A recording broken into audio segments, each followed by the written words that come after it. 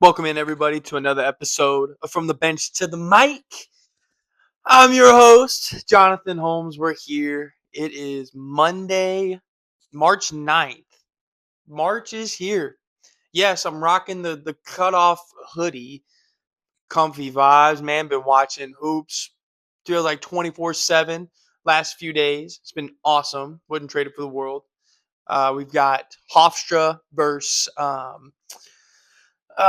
Townsend going on right now, and I got Oregon State, Gonzaga on the screen. Little split view action. Just watched Troy beat Georgia Southern. Incredible run by the Eagles of Georgia Southern, winning 5 games in 5 days. First double-digit seed team since the conference tournament expanded to 12 teams. First double-digit seed to make the conference tournament in the SoCon. Very, very incredible job by the Eagles. Thought they were going to get done, but Troy took care of business going back to the tournament for second time in 2 years. Some like to say back to back, like their Jordan 96, 97. We'd love to see that.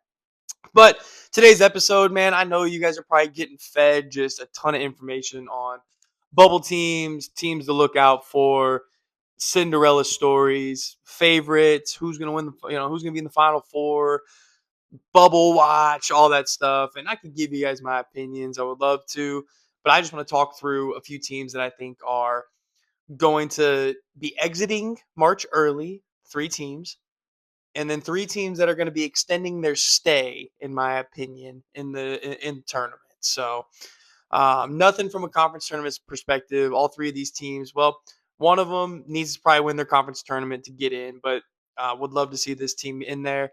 And then the rest of them should be in the field, barring some just insane scenario. Then I want to talk through reactions of first team in the Power Four, Power Three, I guess. Big Ten will get released tomorrow on Tuesday the 10th. So we'll eyeball that whenever it comes out. But just want to give you guys my initial reactions on all SEC first team, all ACC, and all Big 12. Who I thought maybe got snubbed. Was it deserving? Do I like it? All of that jazz. So without further ado, man, let's get right into it.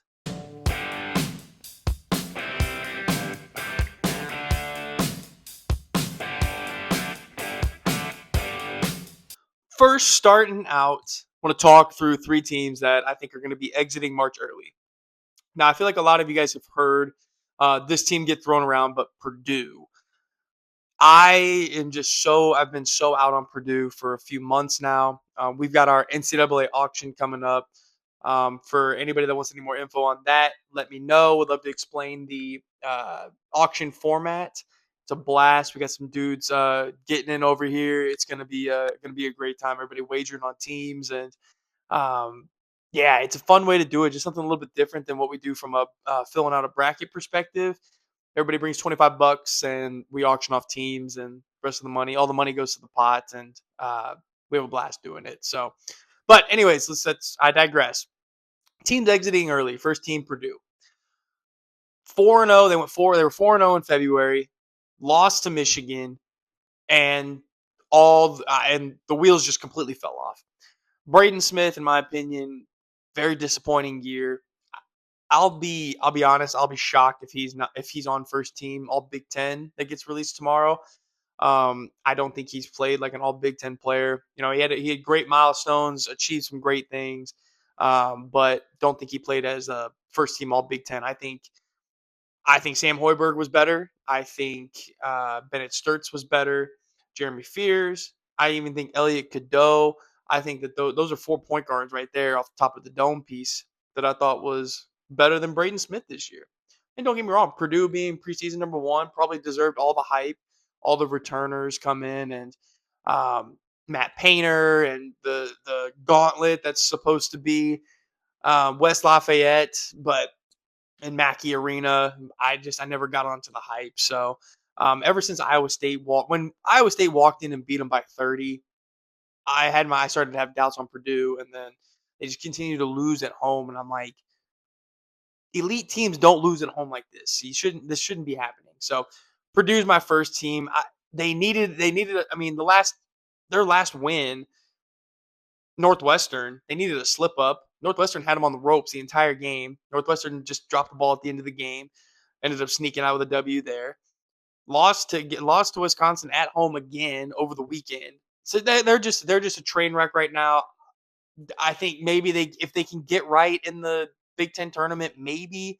I don't see them winning a game in the Big Ten tournament, honestly. But Braden Smith just hadn't, again, going back to him, he hasn't had that dog in him all year. He's, again, had some great milestones, hit some great career marks, but good Lord, Purdue been a dumpster fire. I could see them taking getting bounced in the first round. Maybe they take care of business. Trey Kaufman-Wren's been okay as of recently, but yeah, we'll see what happens with Purdue. Second team that I think is going to get exited, that's going to exit early.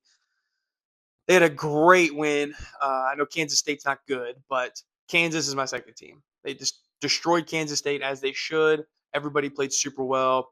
Uh, Darren Peterson, quote, snubbed of all the SEC, or I'm sorry, Big 12 freshman of the year. I think he was probably the third best freshman this year behind, of course, AJ DeBonza winning it and Braden Burries. He was probably a little bit better than Cole Pete, but Braden Burries was definitely, I think, better than Darren Peterson this year, especially when it came to conference play. They've lost three of the last. I'm sorry, they've lost three of the last five. I think they need to make a run of the Big 12 tournament to get me to believe in them again. Bill Self, he's always going to do a great coaching gig.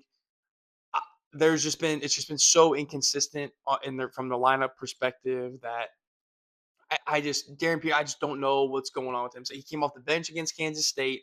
He's been sitting games. He's been playing when he plays. He's great. I mean, statistically, if you look, uh, Kansas is better without Peterson on the floor, which I think is so interesting. I think everybody has realized, hey, we don't have our best guy. Everybody needs to step up and rise to the occasion. So that's an interesting take, interesting thing. But Kansas, I think that they're on their way out the door, heading to the exits pretty early. And then another Big 12 team is BYU. DeBonza's great. He doesn't shoot it very efficiently. I don't know what his field goal percentage is, but last few games that I've watched him, he takes a ton of shots. He gets to the foul line, which is incredible. That's going to suit him super well at the next level. But I think DeBonza, he doesn't shoot it at a great clip. Rob Wright, he's been okay. Not the Rob Wright that I thought he was going to end up being. Richie Saunders going out, just killer for the Cougars. Kennard Davis, you have him. You've got Diop. You've got Kay Keita. Again, I think they're in the same boat as Kansas. They need I need to see a run in Big 12 tournament to get me to believe. They have two top 25 wins. Texas Tech and Houston, both good wins. Don't get me wrong. Both at home, great wins. But Texas Tech without JT Toppin, I didn't expect them to win that game. Christian Anderson did all he could. Roll guys just weren't hitting a ton of shots. I even thought Christian Anderson could have been more aggressive, but he played pretty well in my eyes. But BYU is another team. So Big 12, I don't see making a huge run if you're not Arizona or Houston. Iowa State's been too inconsistent, but Kansas and BYU exiting early. So I'm going to be staying away from them in our auction here coming up, which I would love to let you guys in on. I would love to live stream it, and then I would love to just give you guys something to follow along with. Give all the teams that everybody's picked up and all of that jazz. I think that'd be a blast. So I'm gonna get crafty with it over the next couple days here, and we'll do some introductions and we'll release everybody's picks, and it should be fun, man. It's a great time, especially when you get a bunch of dudes that are really into it. It's a great time. So I'm gonna be staying away from those three teams. Now, diving into three teams that I think are going to be extending their stay, sticking around March, maybe a little bit longer than maybe they even thought. Two teams from the ACC and one team from the Big West. Number one, Miami Hurricanes. Jai Lucas, I think, as biased as I am towards Shire, I think he should have got Coach of the Year. How he was able to flip around that Miami program in one season. Miami last year, if y'all remember, was just dog water. Absolutely terrible. And Jai Lucas comes in. He almost, I didn't know if it was ever going to actually happen, but he almost flipped the Boozer twins to commit to Miami. Was huge in the recruitment process for them. Huge in the program at Duke in general. Which for y'all that don't know, he came from Duke. He was it was assistant there, helped with recruiting the Boozer twins out of Florida. Um, but Jai Lucas, I thought he should have got Coach of the Year. They're 7-2 in their last 9. Lost a heartbreaker to Louisville. Louisville shot the ball super well. Ryan Cronwell really just was great. And they're top 50 in offensive rating, defensive rating. They're a very balanced squad. Very balanced squad. And I think that they are flying under the radar still. They got to the top 25. They got as high as 22. I'm sorry. They got as high as 22. Thought that they were, I thought that they flew under the radar all year. And Jai Lucas loves that. I think they're going to make some noise in the ACC tournament and, of course, in March. I think that they can get to a Sweet 16, maybe an Elite 8, depending on matchups. We'd love to see. Um, they're led by Malik Renault. He's first team All ACC team. Phenomenal talent. And I love guys that come through the Duke program, and I'm a believer in Jai Lucas and what he does. Number 2 is Virginia. Ryan Odom is doing a phenomenal job. He is the man. I didn't talk to him. I heard him talking before the Duke game. I knew Virginia didn't have a chance walking into Cameron, but he led me to believe, have some doubts of maybe Virginia can pull this off. Very, very genuine dude. Just seems like he's got a great head on his shoulders. Great leader of men. Virginia, they're kind of back to the Tony Bennett days. They're top 20 defensively. They'll suffocate you on defense. But a little bit different squad this year. They're averaging 81 points a game, which is unlike a Virginia team. So they can score. They can really shoot the ball. DeRitter, first team All ACC. Tidge, I can't ever remember, but DeRitter, first team All ACC. He's a stud. They've won 12 of the last 13. They beat Virginia Tech on Saturday. They're flying. They're playing well, and their only loss is to Duke. So they're playing great ball right now. Virginia could be a sneaky good team in March. I think they can maybe get to an ACC final. I don't know if they necessarily win the ACC tournament, but again, Virginia and Ryan Odom. That needs to be a team that you guys be picking in March. And last but certainly not least, the Hawaii Rainbow Warriors. Out of the Big West, they need to win their conference tournament. They're not going to get an at-large bid. I think that, knock on wood, I don't want to jinx them. I think that they can win their conference tournament. Out there with UC Irvine, Cal Poly, UC Santa Barbara, UC Davis. Yeah, watched UC Davis and UC Irvine the other night. Electric atmosphere. The Anteaters covered a 9.5 point spread in OT. When has that ever been done? I don't know. But Hawaii, let's walk through them real quick. They have 7 players that are over 23 years old. Experience, which we love to see. They're 13th in the country in defensive rating. They're holding teams to under 70 points a game. They've got 4 guys averaging double digits, so balanced scoring attack. Their head coach, Aaron Gannett, he is second all-time in wins at Hawaii. Now, I know they probably haven't had a ton of coaches with a ton of success out there, but he knows how to win. He's got this team rolling right now. They had 9 newcomers from the transfer portal, including 6 D1 transfers. So, Hawaii is a very scary team, in my opinion. Older squad. That's what you love to see that in March. They got great guards. They got guys that have played at this level at the high major D1 level. Their defensive rating is very solid, and they have an excellent head coach. Comes from the St. Mary's pipeline. You know that the basketball blood runs deep in that program. So I'm a believer in Hawaii. I think that if they win their the Big West tournament, they can make a run in March. They're not going to get to probably a Sweet 16, but maybe they do. Maybe you get to a Sweet 16. They're probably going to be a 10 seed. Maybe 10 to no, they're not going to be a 10 seed. That's cap. They're going to probably be a 13, 14 seed. I don't know. Sneak up on them. Let's see what happens. So those are my 3 teams that I think are going to exit early and 3 teams that I think are going to be extending their stay. Now, let's dive into the first team of the Power Four conferences. All right, first starting out with let's go all ACC first. Now again, Big Ten comes out tomorrow on Tuesday the 10th. So I don't have the Big Ten in front of me, but I've got ACC, SEC, and Big 12. So let's start with the ACC. Of course, Player of the Year, Cam Boozer, 100% deserves to be on there. Statistically, I think he's having a better year than Cooper Flagg, which is I thought impossible. I thought Cooper Flagg probably had one of the greatest freshman seasons of all time. But statistically, Cam Boozer's right there, if not having a better season than Cooper Flagg. Probably going to win Player of the Year nationally, just totally deserving of it too. Best player on the best team. Number two, Caleb Wilson, stud. I mean, bummer for Carolina that he broke his thumb at the end of the season. I think if he's back, Carolina would have been a team that I think could have made a sneaky run to maybe an Elite Eight. But without Caleb Wilson, they don't have any flow. Henry Visar isn't the same. Seth Trimble's having to do a little bit more. Don't like where Carolina's at right now going into March. They could be a team that gets bumped early. Now that's probably the Duke fan in me saying that, but we'll see.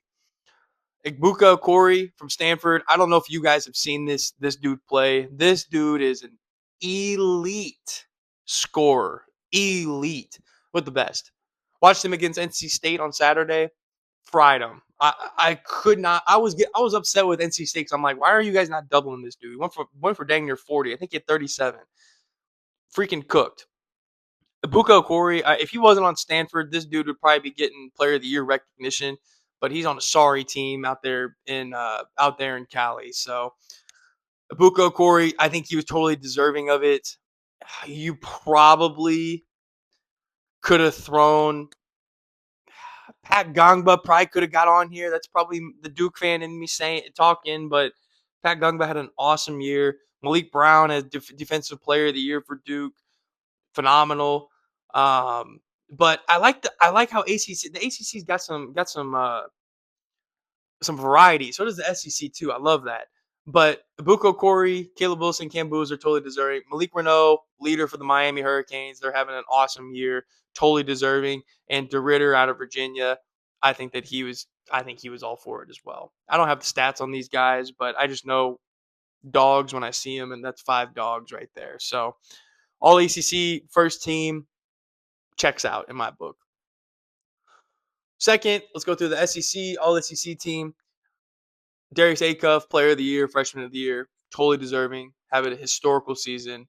I thought Tommy Howe could have gotten Player of the Year, but Darius Acuff getting the nod. Not mad at that whatsoever. Very proud, former Razorback. I love that with the Razorback pride. Darius Acuff has just been incredible. Should get runner-up of Player of the Year nationally. Don't know if it's going to happen. I hope it does because he's the most impactful player in the country. I think if you take if you take Cameron Boozer off of Duke, I still think that they win 24, 25 games. If you take Darius Acuff off of Arkansas, 500 team, probably at best. He's just on another level. I mean, he's got to be all the great guards that Cal has had. I think that Acuff probably had the best college season ever. Jacoby Gillespie, Tennessee. I didn't really understand this one because the rest of these guys were very impactful for their squads. Jacoby Gillespie, Maryland transfer. You probably could have gone Nate Amet here. You low key could have gone Mark Mitchell out of Mizzou. Otega Owe could have gone him from Kentucky. Even Ruben Chinyelu, he was so good from Florida this year. I didn't understand this one. This one was a little head scratching for me, but that's his nod. Thomas Howe out of Florida, totally deserving. He was probably runner up in the Player of the Year voting for the SEC. Thomas Howe, he had a great year. Love that. LeBaron Philon, Alabama. He was my player. He was my pick at the beginning of the season to win Player of the Year. So this was great seeing him on first team. Totally deserving. Guy's a leader of the Alabama Crimson Tide. Absolute beast. And then Tyler Tanner out of Vandy. Now this made people upset because Tyler Tanner had an awesome season. Very underrated defender. excellent scorer. He's got the big poofy hair. He looks like a kid. I don't know how old the dude is, but he looks so young out there. And he was frying teams. Tyler Tanner, he very impactful for Vanderbilt. I think Vanderbilt's not near the spot if he's not in this. If he's not on the Commodores. So Tyler Tanner getting the nod did not upset me. I'm very, very happy for him. I think that was very well deserving. So Acuff, Gillespie, Thomas Howell, LeBaron Philon, and Tyler Tanner wrap out your All ACC first team. Now, moving into the Big 12, I don't understand the Big 12. They have 1, 2, 3, 4, 5, 6, 7, 8, 9, 10, 11. They have 12 dudes on all Big 12 first team. No, that's 12. 1, 2, 3, 4, 5, 6, 7, 8, 9. They have 10. I'm sorry. Wow. I do not know where I got 12. They have 10. You have 3 Arizona. You got Jaden Bradley, Braden Burries, and Krivas. Don't really know where Krivas came from. Don't think he was probably deserving of it. AJ DeBonza, BYU, of course. Emmanuel Sharp, Kingston Flemings from Houston. Josh Jefferson from Iowa State. Flory Badunga, Kansas. He won the Defensive Player of the Year. Christian Anderson and JT Toppin. Those 10, oh, man, that's a hard team to pick 5 dudes from. All outside of Krivas probably deserve to be on all Big 12 first team. If I had to pick 5, Braden Burry's got to be on there. Kingston Flemings probably has to be on there. DeBonza, Christian Anderson, and I think JT Toppin probably gets the nod. So you get Houston, you get Arizona, you get BYU, and you get 2 Texas Tech. Man, JT Toppin being out just blows for Texas Tech, man. They were so dangerous. Christian Anderson's so good. It's gonna be a bummer seeing them get bounced a little bit early than probably expected. So I don't understand why they have 10 people on the All Big 12 first team. Guess you have rotations in there.